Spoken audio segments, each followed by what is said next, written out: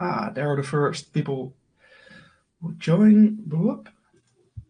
Welcome, everybody. I see Hidde is joining. Tom, Mark, Sander, Tom, Dominique, Barry, Tobias, Sharona, Linda, welcome. It's nice to have you here today live during the Ask Me Anything with Barry Schwartz. Hopefully you can see and hear us good. If not, please let me know in the chat. Today is a special day because one of the most well-known persons in the SEO industry, I guess, is here to make some time to answer all your questions today. When I started as an SEO specialist like 12 years ago, Search Roundtable was one of the first websites I put into my RSS reader. And since then, it has remained one of the most valuable SEO sources still for me today. Before I gave Barry the floor, I would like to congratulate him on his huge milestone. I read on your blog last week, 22 years of covering the SEO industry. Like, wow, congratulations, Barry, and welcome to the show. Yeah, thanks for having me. I don't know, 22 years. I started this when I was 23 years old. So I don't know when you started doing what you do, but thanks for all you do with the SEO community, especially in your regions. There's nothing better than being part of a community, and especially the SEO community. It's always changing, is always amazing. And with AI and everything, it's just so much fun to cover. So thanks for having me, and thanks again. Yeah, cool. I guess everybody know Barry Schwartz, but for the ones who don't know, can you introduce yourself, what you're doing on a daily basis? Yeah. So in the SEO community, I'm pretty well known for what I write about in search. Again, like you said, I started this over 22 years ago. It was in 2003. I started basically covering, I thought it'd be useful. Like back in the old days, it was like there were so many different online communities in these like different forums on the web, and a lot of deep conversations going on within those online communities. And people would post some really nice nuggets, but most of the community didn't have time to like go through every single thread and post in the community. And now we have Twitter and Facebook and social media and so forth, but then it was like just online forums. So I'm like, wouldn't it be useful to, pull out the most amazing conversations going on, tactics and news and new findings, and highlight it on a blog? Basically keep a notebook of what's going on in the industry. And I started that in 2003, and it amazes me today that I still have 5 to 10 things to write about every single day. It's just insane that the community is always so active. And I pretty much started writing about that, 22 years ago. And that's what the SEO community is. I also, speak at conferences and so forth, XMX. I worked with Danny Sullivan back at Search Engine Watch and Search Engine Land. He's obviously now at Google. And I continue to write at Search Engine Land and Search Engine Roundtable pretty much on a daily basis outside of the other things that I do. Yeah, cool. It's so valuable, still so valuable. So on behalf of myself, and I suspect the rest of the SEO Brain community, thank you for all the effort for the past years. It helped me a lot. What you do for the SEO community is and remains incredibly valuable. So thank you for that, Barry. I guess you already covered my first question, but before I go further with my second question for the SEO Brain community today, it's an Ask Me Anything. So that means that all your questions you have, you can share in the chat, and hopefully Barry can answer them. Before this live stream, I already got 27 questions. Big thanks to Linda Hoognes, who already sent 10 questions in the thread. So let's start, Barry. You already shared a little bit how it started 20 years ago. I read on your blog, more importantly, regarding the anniversary. I've been doing consistently every workday, several times per day, no matter how I feel, for 22 years straight. What motivates you to do this every day, despite being ill or something similar?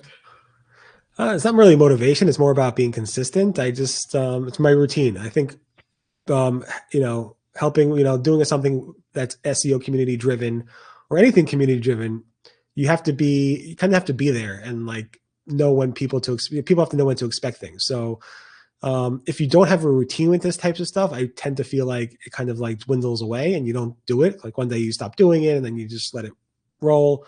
I think having a consistent routine is very important to continue to do the things that are expected of whatever website you have or whatever business you have on a day-to-day basis. So it's more about being consistent and loving the industry and loving the topic. That's why I kind of continue to do what I do.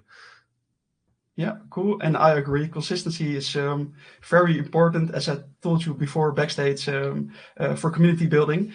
When do you know I covered the SEO news for today? Is there a certain moment that you think, oh, I have seen all the forums, read all the mentions, etc.? When it's done for you? I thought it'd be done a year or two, or after I started, like in 20 years ago. But like I said, it does surprise me that I have 5 to 10 things to write. I could probably write more every single day. In fact, sometimes I'll be like, you know what, it's too much. I can't write more than X number of stories today because the community is it's just only so much people can consume. So I'll hold stories off till the next day, and just like push to delay them to just not post too much in one day. So it's amazing because this industry changes so fast. Ranking data, AI changed a lot. All these new features that are happening constantly. So there's always something new to cover. And it surprised me even like how many times can you write about search and SEO and PPC, and truth is it's always changing and there's always something to write, and probably I could write more. Maybe I should, I don't know. Maybe I shouldn't, I don't know. But there's always something, and it surprises me even. Yeah, cool. Great to hear. And do you have a team that helps you, or is it just you? So on Search Engine Roundtable, it's just me. The website is, how we built it. I built it on my company, Rusty Brick. So it's a custom built CMS that's rebuilt a couple times, probably like 4 or 5 times over the past 20 something years. But in terms of the content and what I produce every day, that's solely me. Sometimes I'll have a guest post here and there randomly, like once every like quarter, maybe at most. It's very rare. And then on Search Engine Land, it's more of like a, it's much bigger company. There's Danny Goodwin now, who runs all the news on the site. He's in charge of making sure he's like the lead editor. I forgot his title exactly. And there's a new who does all the PPP stories. But it's pretty much the same thing. It's like, guys, basically, here's what I found for today. This is what we should cover. And all of us chip in and write whatever. So I tend to write like 1 to 2 stories a day on Search Engine Land, probably like 6 or so per day on Search Engine Roundtable. Oh, that's a lot. The first question from Linda, she said, I wonder how you keep track of everything that happens in the world of SEO. You produce multiple articles a day about seemingly small things, which are extremely helpful for us as an SEO. You must have a way to streamline the inputs you get and decide what to write about it. What is your process? Yeah, so it's a bunch of things. So it's our RSS as you guys use. So like, RSS is a big thing. So I subscribe to probably like, I don't know, hundreds of search related blogs and keywords and so forth. In fact, when Google Reader, back in the day, Google Reader was like the most popular RSS reader, and they killed it off for some reason. But I was the #1 consumer of RSS feeds across everybody who used Google Reader. So they actually sent me some swag for being the #1 consumer of feeds, which is kind of crazy to think about, that I consume more content than anybody else in using Google Reader at one point. So it's RSS is one thing. Obviously a lot of social media stuff. So, X, Twitter, the public communities. I won't cover stuff that's in a private like Facebook or Slack community. I only cover stuff that's publicly written about because I don't want to like burn anybody or say anything that's like private or confidential. So my rule is if it's accessible by Googlebot, I should be able to cover it. If it's not, then I'm not going to cover it. Or if somebody says something, say, please cover this, I'm like, well, post it. I'll say post it on LinkedIn or post it on Twitter or post it on anything that's public so I can actually reference you. And that's generally my rule with this type of stuff. So I'll cover stuff. People often send me tips on these communities. Sometimes I'll just find it because like people say, their feed on social media is cluttered with like politics or cluttered with like whatever. And I'm like, I don't see any of that. All I see is SEO, SEO, SEO, because that's all I'm focused in on. So I train the algorithms on these feeds to show me the pretty good stuff and not show me the garbage, which is great. And then there's also the classic forums like Webmaster World, like the old-fashioned forums, which I look at as well. And then, of course, the stories themselves from like Google or Bing, Microsoft, and ChatGPT, the stuff that they announce that's coming out in the future or coming out that they announce. So all those things, obviously a lot of stuff comes in. I built my own tools to track what I'm covering, what I'm not. I also have a newsletter. So the things I don't cover all go in the newsletter. The newsletter probably it's the most I could say it's not the best newsletter in the SEO space, but it's definitely the most comprehensive. It has probably close to like 50 to 100 or so links per day, Monday through Friday, of stuff that not just that I wrote, not just on Search Engine Land, but discussion forums or tweets or stuff that people posted. Maybe John Mueller said something funny, and also all these news articles from big companies like The Verge and so forth, Big Mega Wall Street Journal and so forth, as well as small little niche blogs in the PPC and SEO space that you may have not seen. So it is by far the most comprehensive stuff that I see on a daily basis, and I summarize all that in the newsletter, which is published on the website as well. It's called the Search Recap. You can get it on a daily basis. It's all there Monday through Friday if you want to see everything that I cover. And that feed that I post is pretty much how I use to manage my daily, what I'm covering, what I'm not covering. So you kind of get a glimpse into that by just looking at the newsletter. Cool. That's a lot of work. I didn't know that you have that newsletter, so I will subscribe me after this interview. Myself, I write a newsletter once a week, not about SEO news, but more about a trending topic or something that's hot in the community. And for this, I follow like 40 websites in my RSS feed, read 20 newsletters, following the social media. And one of the biggest challenges I face myself is how to filter out the unimportant messages. How do you approach this in your work? And do you have tools that help you? Right. So there's a couple things. One is making sure to not include the same story that you included the day before. So I have a tool to like match the URLs to make sure it's not that. Two is, obviously I try to make sure that the most authoritative and best content is out there. So I try my best with that. So like, for example, like I'll make sure to categorize the different topics and so forth. And then I'll go ahead and like say, does this belong in the newsletter or not, or should I cover it or not? So there's a process for that. It's obviously making sure that you don't have duplicate stuff in there, as well as stuff that's low quality. Sometimes things slip in that shouldn't have been, but generally, I don't get an email from somebody saying this is garbage more than once a year, maybe. So I don't know. So it's pretty good. Cool. The most frequently asked question I received this week was, how often do you get a message on social media or by email with a question, is this new? Do you have an ID? Yeah, good question. So I get that a lot, several times a day, probably. Most of the time it's not new. Like I would say 90% of the time it's definitely not new. And then I'll send them a link back to where I covered it before. But generally it's not new. So I get a lot of that on LinkedIn, X, emails. And I actually spoke with one AI company. They asked me, what can I build you? What tool could I build for you that we could promote ourselves and also help you? I'm like, if you could figure out a box that people can enter in a screenshot saying, is this new? And then it looks through my articles and says no, yes or no. That would be very helpful. And they said they'll do it. I haven't heard back from them in like probably now, like almost a year. So I guess they're not doing it, but I should probably follow up with them. But I think that'll be useful. But yeah, it's new is a very common question that people get. So it's interesting. I do use the search bar. Yeah, so the newsletters people are asking, where's the newsletter on the chat? So yeah, the newsletter's on, if you go to the desktop on the top right, if you go on mobile, it's on the bottom of the page, subscribe to the newsletter. And then there's a search box that I use all the time when somebody asks me, is it new? And it's a very quick way for me to find older stories where I covered things before. So that's a very useful tool there as well.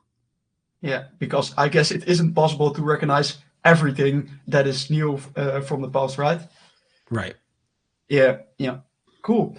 On your About Us page, I read your mission, and the mission says, the mission of this site is to provide a single source for readers to visit or to locate the most interesting threads covered at SEM forums.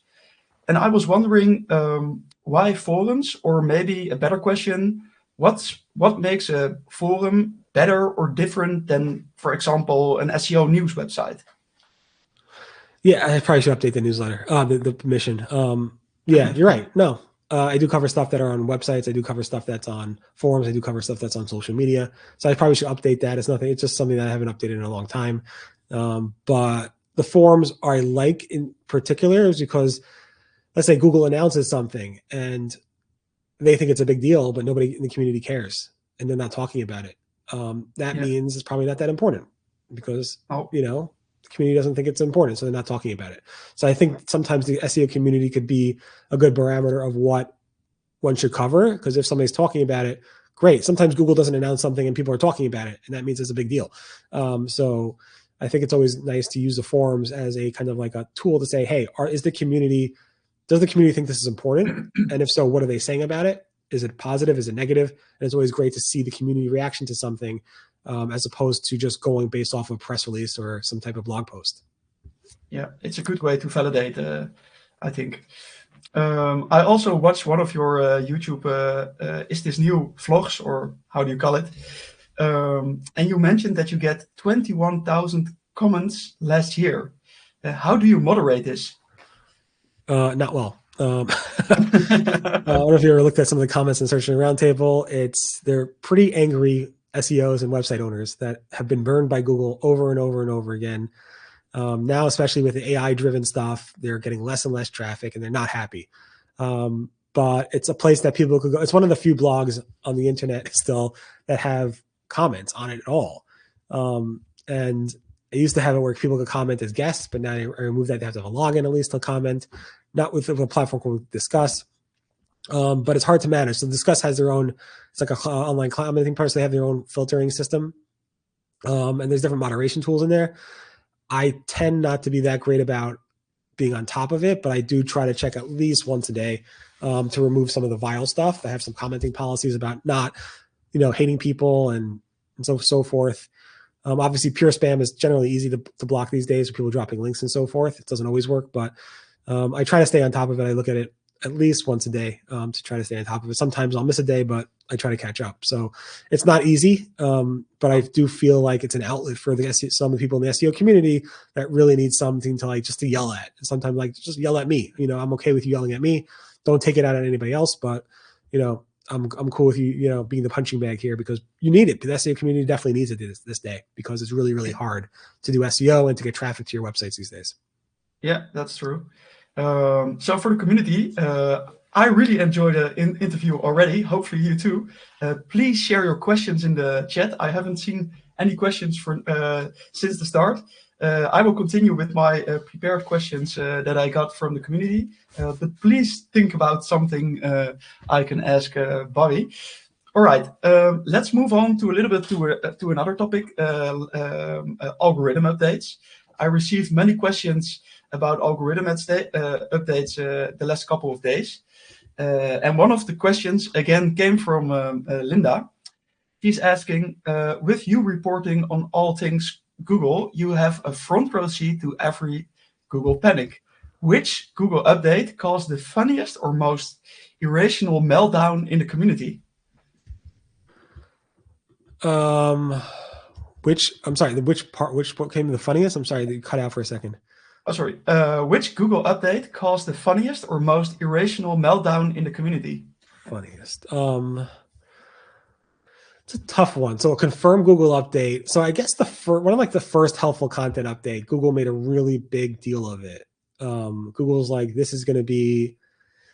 Google basically, had conversations with me and a bunch of other people saying this is big, this is changing how we do ranking updates and so forth, and they made it kind of sound like it's going to be like the next Panda or Penguin update. And when it launched, it was kind of like really nothing really happened. It didn't do what they thought it would do. At least SEOs didn't feel like it did what they thought they would do. And a bunch of people were like, hey, this update you said is going to be a big deal. It's really nothing. What's going on? Why are you lying to us? Why are you getting us all so excited about this? So it does seem like that might not necessarily the funniest, but probably the most like we were expecting something. It didn't happen. What's going on? And it kind of made everybody scratch their heads of like, helpful content. What do you mean? And then obviously I think after about a year, maybe 6 months, several months, Google did multiple helpful content updates to the helpful content update, and eventually hit hard. And that then caused a whole other issue where a lot of websites that said, we are producing helpful content and we are creating great stuff, and then their rankings drop significantly. And they're like, what's going on, Google? This is not right. Our businesses are killed. And then Danny Sullivan got on stage. He's like, oh, we know about this. We're going to make it better. Never got better for most people. For some people it did. So that was probably the most funny, but definitely the most interesting Google update in the most recent years, I think. Yeah. And how do you think about those helpful content updates that hit hard to people who produced helpful content? What do I think about it? I feel bad for them. Is Google right? Or yeah. I mean, you got some of them. Like I looked at some examples. I would say some of them were sites that deserved to rank really well. Some of them did not. I mean, there were ads everywhere. The content was really poorly done. It looked like a horrible website that shouldn't have ranked. It looked like a website that was just put together just to rank in search engines. But there are websites that actually deserve to rank really well that didn't. Google confirmed that to those people that, hey, your website should rank well. And these guys are just not ranking well. Now it doesn't even matter because you have AI overviews over everything. And even if you rank well, it doesn't make a difference because Google is going to summarize your content with AI and not going to send you traffic anyway. But it's hard. I mean, ever since I started covering Google back in 2003 was the big Florida update. Google didn't really name these updates. We did back in the days. And it was the first, that big one was called the Florida update. You can look back at it. It was written up in like the Wall Street Journal and so forth. It was big. And even since then, I mean, I would get stories and emails from people saying, I have to fire, half my staff. I, got to lay people off. I can't pay my bills. My family is not going to eat. I'm being depressed. I'm suicidal. It's horrible things that people are telling me. And it's hard to hear this stuff, but this is what happens when, Google does an update. Not everybody can rank number one for the same query. But back in the old days, it was fun. It was like, oh, Google's updating. Let's try to rank well. You would get tremendous amount of traffic from Google. And then next month, it might go away in a second. And there was a game you played back in those days, 20 plus years ago. Today is different. And Google's like, if you create helpful content, we'll reward you. And when they don't, it could be really devastating because they have businesses to run. And if you lose that traffic, you lose that community, that could be a huge, it could be really hard for people, not just financially, but also mentally. Yeah, true. And do you think that Google still need us in their ecosystem? Do I think they need us? They say they need us. They say they need us for content development. I'm not so sure if that's going to be true going forward. They say so, but I don't see why AI can't just, like, they're very big into Reddit and social media. So I don't think they need journalists or publishers as much as they need people just chattering online and social media and Reddit on X. They could read what people are saying about different product releases. They could read how people are complaining about certain things on Reddit or what they're saying about certain topics and get enough of an answer to respond with an AI overview or an AI mode answer with an AI generated answer and not have to rely on professional journalists to actually put something together to take their content. Google says otherwise. Google says, no, we need your content. But I don't think so, because I think what they're doing with this AI stuff is generating less and less traffic to publishers, which gives these publishers less and less of a reason, not even a reason, but they don't give them without the revenue that Google used to generate for these publishers, they don't have money to hire writers and to do the stuff they need to do. So I think if Google doesn't do anything different, it's going to change how journalists write and how content is published on the web. And it's going to be a major issue for, publications online. But I don't know if it's going to have a huge impact on what Google does in terms of how they answer questions and so forth, because they could just take it from the community in general. Yeah. And what will, if they don't need it, what will be the role of an SEO specialist then? So that will change. I mean, that would be more about like, what is the AI overview saying about your brand? What is, if you're looking for the best SEO, like what names come up on AI mode? What names come up in ChatGPT? More about like a branding thing. Like, if you're looking for a new dishwasher, what is your brand coming? Is your brand coming up or so forth?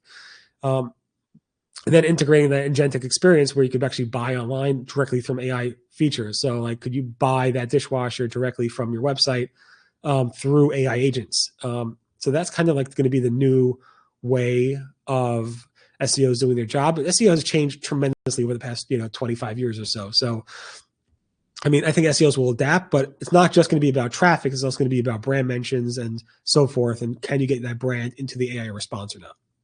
Yeah, so more about visibility and be there in the conversation. Correct. Yeah. Before we move forward to the future of SEO, a few more questions about algorithm updates. Google didn't confirm many algorithm updates last year. Do you think there's a reason, or what could it possibly be?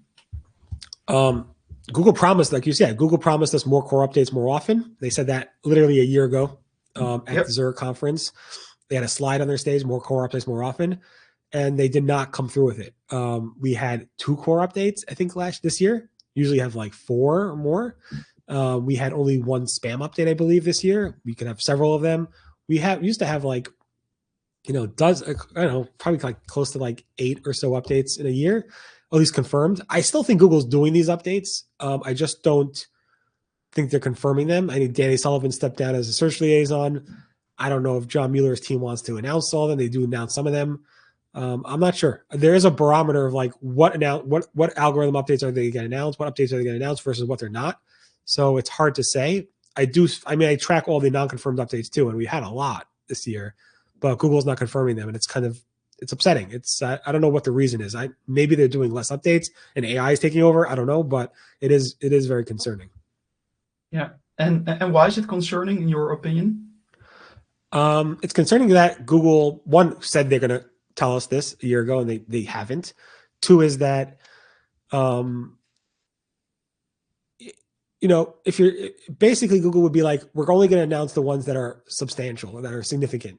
For Google not to announce an update that is significant is basically Google saying, without saying anything, that this update is not significant. So if a website is impacted by a non-confirmed, Google didn't confirm an update, and it's significantly impacted by it, and there's dozens or hundreds of other SEOs saying, yeah, I was hit by this one on December 3rd or whatever it might be, and Google didn't confirm it, it's Google's way of saying, we don't think it's significant enough to confirm it. But yet other people are having this issue. So who's going to go ahead and, who's going to say, well, people like, well, Google didn't do an update. So maybe it's something on your end. Maybe something you changed on your website caused the ranking decline, or maybe people think your website's not as popular, or maybe you have a bug, or maybe you're blocking Google, or whatever it might be. But when it's not just you, when it's Google made a change and they confirm they made a change, then it's something else that you didn't necessarily do on your website as not a technical issue or so forth. So I think that's the concerning part, where Google's not like necessarily validating the community, where we see something change significantly and Google's not actually confirming that. And that's upsetting. Yeah. So normally it gives us a glimpse under the hood, you say, and now we're not sure. I mean, they're not if verified. It's confirmed. They're not confirming it. Yeah. So, I mean, again, if Google just said, hey, we're not confirming updates anymore, that's fine. They could say that, and then we could just be on our merry way and know that they're not confirming anything. But for them to say we're confirming the significant ones, and then you see an update and Google didn't confirm it, that's them saying it's not significant, which again, I think is not good either. Obviously, I don't think Google did less updates. I mean, they only did 3 this year. I mean, I don't know. I think something's up. So I don't know. I'm going to the Google office next week. Maybe I'll pester them about it. We'll see. Yeah, we will follow your blog, and hopefully you found something interesting over there. Looking back over the past few years, which algorithm updates, you already mentioned one, but which one has the most impact? Okay, so the one that we know that had the biggest impact from Google's perspective that Google confirmed was the Panda update from like 2010 or so. I forgot the exact date, whatever that was, Panda. Google said that impacted like 12% of like the search results. Google used to tell us like this, we're doing an update, and this is the amount of search results that are actually impacted by it, which is great. Google be like 12%. And then Penguin was released and they said 3% or so. So what was interesting about that is for Panda, it was a much bigger update in terms of the percentage of results that were actually impacted, according to Google. But when Penguin was released, that affected the SEO community a lot more because SEOs were building links. A lot of SEOs were building a lot of links. And Penguin was targeting link building, whereas Panda was more about like low quality content. And Google SEOs back then were all into links, less into content. So back, in 2010, it was like, let's just go ahead and like link spam and get as many links to our website as possible because Google really valued links. And then Google's like, no, we have a Penguin algorithm. So the Penguin algorithm probably was the biggest algorithm update that affected directly the SEO community, in my opinion, than any other updates. The Panda update affected more like people creating websites just to like monetize their own websites, like just like create like low quality websites that shouldn't regurgitate with different types of content. And then more recently, these core updates, we used to it used to be Google wouldn't confirm core updates back in the day. We used to call them phantom updates. I used to call them unconfirmed updates. But these core updates could be very, very big. Google doesn't really name them. They're just like month, year core update. And then the health content update was very, very big in terms of what we discussed earlier in the call. So, but I think probably the biggest one that affected the SEO community the most was probably the Penguin update in terms of like really impacting the SEO community. Yeah. I think so too. And do you see Google is pursuing a certain course with its algorithm updates the last couple of years? What conclusion can we draw from this? Sorry. Do you see where Google is heading to with their last couple of algorithm updates? Do you see a certain path? I don't know. I mean, again, I don't know what the reason is. Is it because Danny Sullivan, the search liaison, is no longer there and this lack of communication? Is it because Google's not doing these updates as much because they have AI overviews and they're focusing more on AI? I don't know the reason. So I don't know if there's a trend that's going to happen or we can learn from that. I hope to know more, I guess, next week if I pester them about it. But I don't know. I don't know. I don't know what the rationale is behind all this stuff. No. And do you think Google can improve at certain places themselves? Where are they? How do you say it? Lacking? Where's Google lacking? Well, it depends on who you are. So for publishers, they want more links, and it's funny because Google said, I don't know, maybe a month ago, they're testing ways to encourage people to click from AI mode and AI overviews to publishers' websites. They know we want more clicks. We know we want more traffic. So I think they can improve significantly over there. All that I've seen them test, I've seen some examples of anchor text and keyword anchor text from the AI mode and AI overviews, clicking over to some tests of that. But Google keeps pushing more and more, taking people from different Google experiences directly into AI mode. Even like this morning, I posted that Google is in the Google app. You can actually reading an article on a website. Google will then pop up on the right-hand side the ability to like summarize that article using Google AI or dive deeper in Google AI mode. Like, why are you taking people off websites that they're on to take them back into AI mode? It's just not. You already took all our traffic. Why are you even taking the traffic we already have and taking them away from our users, taking our users away from us? So it's like I think the biggest thing in our community that's lacking is Google sending us traffic like they used to. And I think Google could do significant things to improve that, which they even admitted to, but they haven't really done. And it's kind of concerning. So I would like to see that in terms of. And do you expect it? No. All their actions, I don't expect it. It's sad, but I'm seeing more and more proof that that's not happening. Will they actually do that at some point? I hope so. When Google first launched their featured snippets, I think 2008 or so. I remember having a meeting with, back then the head of Google Search then was Amit Singhal. And I'm like, back then the feature snippets really didn't have links to like the publisher. It was just basically an answer. But it was actually copying the actual text from the publisher and maybe a small link. I'm like, you're literally taking the content from the publisher's website and putting on Google search. And that's it. Why would somebody click over to the website? And he looked at me, he's like, look, I remember this, like it happened yesterday. We have to give what our searchers are expecting, and they're expecting the answer. And that's our number one priority, is to satisfy the searcher experience. I'm not sure exactly. It was a long time. I'm not quoting him exactly, but I'm like, whoa, okay. I'm not thinking like he's thinking about it from the searcher's perspective. I'm thinking about it from the SEO publisher perspective. And then eventually they added, much bigger links to the publisher. And eventually SEOs were like, yeah, we want that featured snippet above everything else because it drives a lot of traffic. I'm hoping that Google will do that with AI overviews. But if you look, everything that AI overviews are doing now is pushing people more into AI mode, which drives less and less traffic as opposed to pushing people to publishers' websites. So I'm hoping they'll make a change, but I don't see that based on the trend for the past 2 years with AI overviews and AI mode. No, good to know. Linda was asking, you've been around for several years and you've seen, and spoke to several Google spokespersons like Matt Cutts, Danny Savilian, and John Mueller. How was the style of Google's communication? Is it changed the last couple of years? Yeah, it's changed a lot over the years. Early days, there was no Google rep, nobody to talk to. We would just figure things out and like they just basically try things. It was like a lot of experimenting. And then Matt Cutts went under the name Google Guy back in the old days, where he wouldn't actually use his name, but he used the name Google Guy at usually Webmaster World and so forth, where he would comment publicly. Sometimes on my website, and he would actually like leave some hints about what's changing, what's happening. Then Matt Cutts went under his own name, and then started speaking at conferences and so forth. So he spent a lot of time helping educate and communicate from the Google perspective of why they're doing what they're doing. Then Google would actually confirm updates, like the Panda and Penguin updates and so forth. They would actually announce infrastructure changes and so forth, like we're planning a new infrastructure update and you could test it over here. And then Matt Cutts went away, and the person took over basically went silent again. We had John Mueller. We had John's team is different than Matt Cutts' team. Matt Cutts was working with the engineers. So was Danny Sullivan, whereas John Mueller and his team work more on the Search Console side. They kind of work with directly. They're on the search team, but they don't work in the Mountain View office. They're in the Zurich and so forth. So a little bit different. So John Mueller and his team would like announce more like the Search Console stuff and webmaster related stuff that you could do to your website.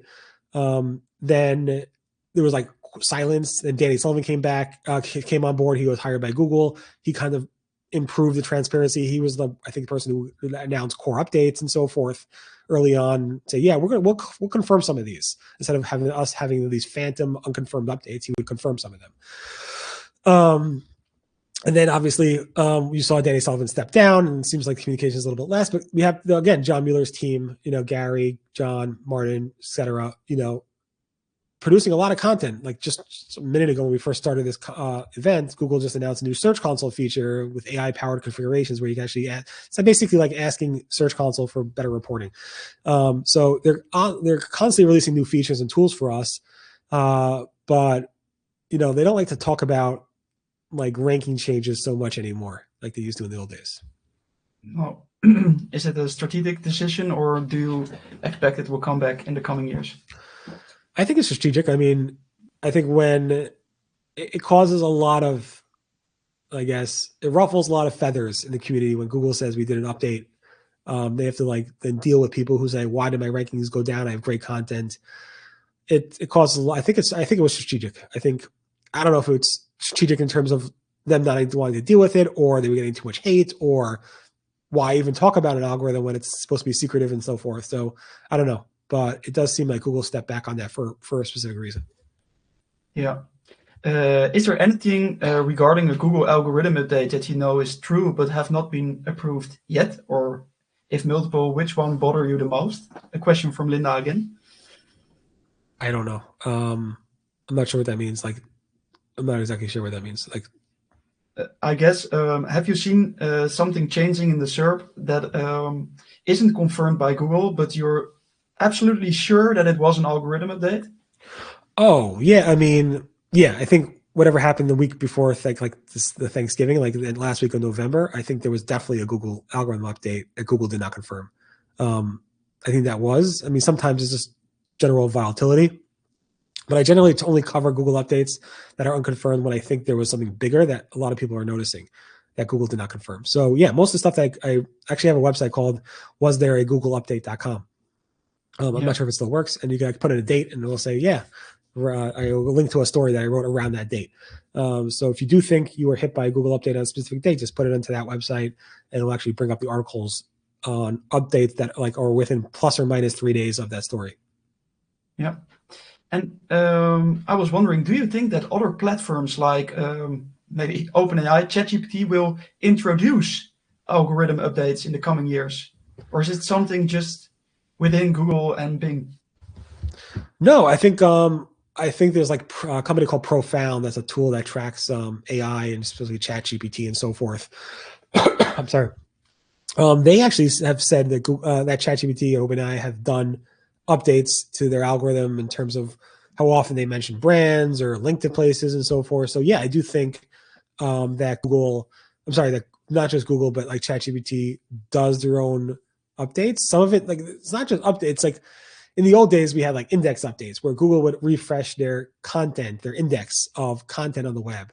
I think ChatGPT does that a lot now because they're kind of slower when it comes to getting new content into their index. Whereas now Google and Bing have pretty much a real-time index. Within a couple, sometimes websites are indexed within minutes of posting new content. They get all that new content in there really quickly.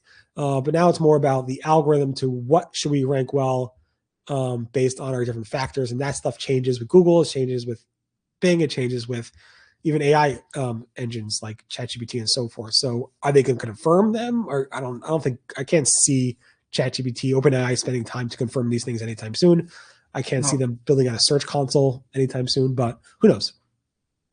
We need those data. Right. Everybody is asking. Cool. I want to talk a little bit more about trends in the SEO industry. In the SEO Brain community, we do a community roundup every month about a certain topic. And this month it's about SEO in 2026. So I was wondering, what do you expect for regarding SEO in 2026? I don't know. It's so SEO in 2026 is probably going to be more of the same. Obviously, making sure your content, it's discoverable by Google and ChatGPT and so forth. A lot of people in the SEO community, not much has changed with Google specifically outside of the AI overviews and AI mode. But again, if Google's able to index your content for search, they're able to index it for AI mode and AI overviews. So on that front, I think a lot of SEOs are going to have to change how they're communicating to their stakeholders or their clients, saying, we didn't get you this much traffic, but we got you this much brand mentions in these types of experiences. So people are seeing your brand mentioned X amount of times for these types of queries and so forth. And hopefully we can't necessarily track that back to a click or to a transaction on your website, but we know that people are actually seeing you and hearing about you. When it comes to like Perplexity, ChatGPT, and cloud and so forth, a lot of SEOs have to actually struggle with their clients intentionally or unintentionally blocking those platforms from crawling their websites. So I know somebody who came up recently said, hey, asked a question to let's say cloud or whatever. And they're like, show me content about this topic. And they couldn't find anything. And then they're like, why not? I wrote about it. And it's like, well, I can't access your blog. It's being blocked. So a lot of these like Cloudflare and different tools are actually blocking without you knowing these new AI engines. And the question is do you want that to happen? And if so, why? I mean, people are taking a stance. Why are you using my content without paying me? I get that. But at the same time, these AI engines send less than 1% of your traffic anyway. So maybe you should first let them do that, see what's happening. And if you feel like it's not worth it, fine, block them. But you might need to test how you could actually go ahead and communicate to your customers brand mentions and impressions and so forth versus traffic, direct traffic from these places, because that's the future. So I would try not to block these places yet, and see how you could track the data and see how you can communicate to your customers. So one is, again, figuring out a new model to communicate to your customers and to your stakeholders your value, like what value you're driving. And two, making sure that these new engines that are coming up and hopefully getting your content are actually able to see your content and rank you, cite you in their answers. Yeah, cool.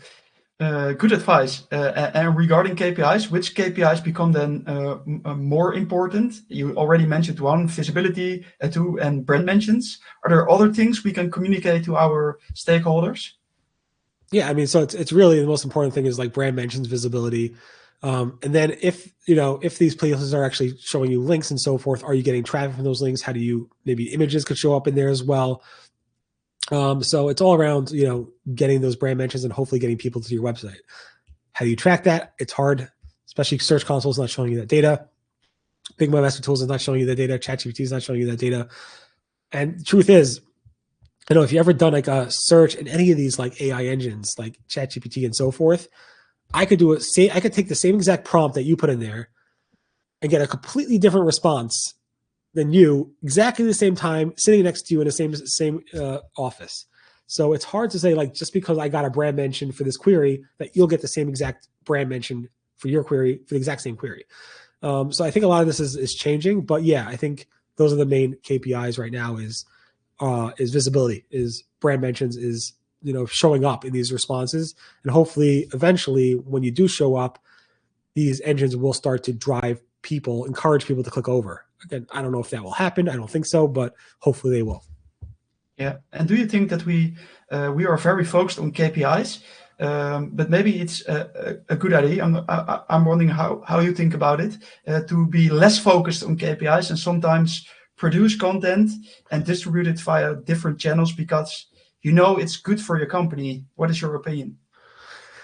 Yeah. So yeah, I mean, you should be everywhere. Like people are saying, be everywhere, not just on your own website. You should have a representative on Reddit. You should have a representative on social media, on X, on Facebook, and to answer people's questions, to, promote. You shouldn't be in one place, and putting your eggs in one basket was never a good idea. This is something we discussed since the Florida update in 2003. Make sure to show up everywhere. And by doing that, you're giving enough fuel, not just to diversify your traffic, but also for these AI engines and for Google to actually determine you to be actual authority in the space. So when you ask who's the expert plumber in, I don't know, this in New York City, and you do a lot of videos and show how-tos and write a lot of content, maybe, ChatGPT or Google will actually say, this is the guy to go to when it comes to plumbing in New York City. So that's the goal with anybody, is to become that authority in that space. And when you can do that, then it doesn't make a difference if you're not getting traffic, because people will look you up directly once they see your brand. Yeah, cool, good to know. And when we look back to 2025, what did you expect that would happen in 2025 but didn't? I mean, to me, it's clear. It's the core updates more often, stuff. We didn't get more core updates more often. And that's the biggest thing that I expected. I did expect AI to expand. It did expand, everywhere. But I did expect Google. I didn't expect Google to pull back on announcing ranking updates, spam updates, and so forth. They only posted 3, and that kind of like I didn't expect. No. And when we look back to 2025, what were the biggest industry shifts you've seen? Yeah, I mean, AI mode, if you're focused on Google, AI mode was probably the biggest thing, where Google announced their new version of AI search. Some people early on were like, this is going to be the new default version of Google search, that people are going to go there. And Google's like, no, we're not going to make this the default of Google search. But they kind of did, and they're kind of like pushing everybody there. So that was pretty big as AI mode, I think. And then the overall shift of, like, for industry wise, it's like just this week you had a code red from OpenAI ChatGPT, and just looking back, I was sitting at the event when ChatGPT was announced at Microsoft, their partnership with them, and where the CEO of Microsoft said, we're going to make Google dance. I was there in the audience, and Google issued a code red back then. And look who's on top, Gemini and AI overviews and AI mode. Google is just a beast, and ChatGPT and OpenAI have a lot to worry about, because ChatGPT, they have tons of money, OpenAI, but that's all borrowed money. Google's making money like crazy. They're able to fund themselves. They have all the infrastructure. They don't have to buy it from NVIDIA or anybody else. They make their own chips. They have their own servers and data warehouses. They have the users. They have search. They have personalization beyond anybody else. They are just so far ahead. I don't know. It's going to be hard for other people to compete in this space. And I think Google's just, when people told me like Google has to worry, I told them, hey, the T in ChatGPT is made by Google. Transformers, that was invented by Google. Google could release it any day, and they did. It wasn't great, but nor was ChatGPT. And it just keeps getting better. So I think the biggest industry thing was that Google really is no joke when it comes to this stuff, even though people thought they were a joke. Yeah. Do you think Google will win the AI race? Yes. Yeah. I mean, there could definitely be more players. I think there could be Yeah. definitely more players going forward, but I do think Google will remain dominant when it comes to. It's interesting. Like there's like Google was like, when you think Google, you think search. When you think AI, you kind of do still think, open AI, but more and more people are thinking Gemini and Google right now. So I think ultimately they'll win, but there still will be players. Like we still have Bing, we still have other search engines. They're not huge. And ChatGPT is not huge. So we'll see. I think Google will win, but we'll see. Yeah, cool. Exciting times ahead. And do you think that Google was lucky with the DOJ trial against the monopoly they have? I think so. I think everybody was shocked by the results. I thought it would have to break something up, Chrome, some form of like their ad network and so forth. The ad stuff is still actually in court, so we'll see what happens with that, the ad tech side. But when it comes to Google, we definitely thought Google would have to be broken up on some level or get something. Like nothing happened. It was insane. Really nothing. So I think I was very, very surprised by that. Yeah. Some SEOs say about the future of SEO, the concept will not change, but the method will. What is your view on this? We already talked a little bit about it, but I'm curious. Yeah, I mean, there's the whole GEO versus SEO debate. It's ultimately, I think a lot of people are like saying what SEO was or the SEO checklist, it's not going to be that simple anymore. And I think SEO has changed many times over the years. I think SEO will change. I don't think we need to rename it GEO for it to change, but you can. I don't really care. The fundamentals are still the same. Make sure these engines can get your content. Make sure your brand's mentioned. Hopefully you'll get a click. But in terms of the KPIs and how you measure that, and how you pitch clients might change. It is likely going to change a lot over the years. And it has changed over the years as well. When Google came out with universal search back in 2006, where it wasn't just 10 blue links, it was local packs, it was images, it was videos on the search results. That changed a lot of things too as well. So I still think it's all SEO, but again, if you want to call it GEO, I don't really care.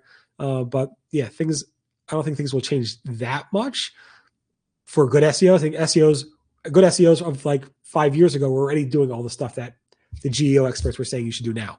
So I don't think it's a huge change, but again, there is a change, and I don't care if you call it GEO or SEO. Just keep doing great stuff to get your clients visibility in Google and in any search engine or AI search engine. Yeah, good advice. SEO has been dead for 20 years, but hey, we are still alive.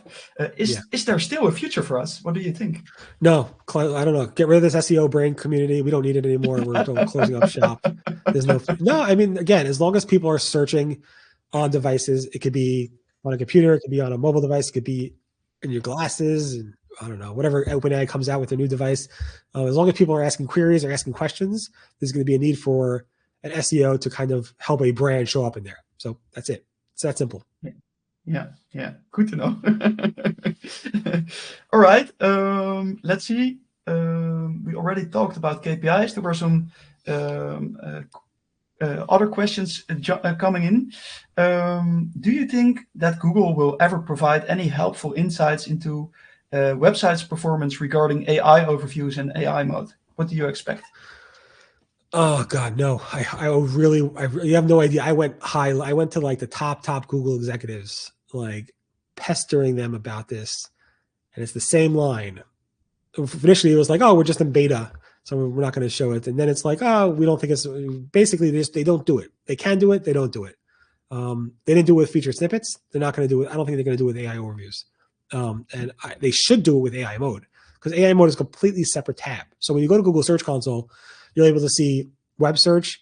You're able to see images, news, video. You could break it out by those segments. AI mode is a separate tab. Google 100% should give us data just for AI mode. Maybe not AI overviews, fine, but AI mode is a separate tab, and it should give us data for that. They're not. They should give us AI overviews. They're not. Just like they should have given us feature snippets. They haven't. They actually built it. They actually built a filter for feature snippets years ago. I caught a screenshot of a Googler presenting Search Console with that filter in there for feature snippets, and they never actually launched it. So It doesn't mean they can't. They just refuse to do so. And why do they refuse to do so? I think they're worried about showing the data that there's a huge drop off in clicks from AI overviews and AI mode than there would be from web search. Yeah. And do you think that other platforms like ChatGPT will start with a Google Search Console thing like Google already have? I think they should. I don't think they will. I think it's going to take them years, if anything, to do that. But that'd be cool if they did. It would be really nice. But no, they haven't done it yet. And I know we've asked, but I don't think they have any plans on doing that. And not when they have to start with ads or something like that? So ads are going to be separate. You can have an ad module for sure. But it's not going to show you. It's like a Search Console product where it could, I guess. Even Google Ads, it's like more performance max and stuff. So it's not really purely based on that. You can't really filter the data based on how you want to filter the data to see that AI versus not AI. So Google's not actually breaking out AI mode for ads versus ads for core web search. So I don't know.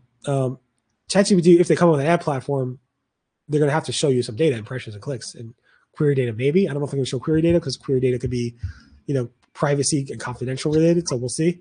But yeah, they'll have to build something out for advertisers. Yeah.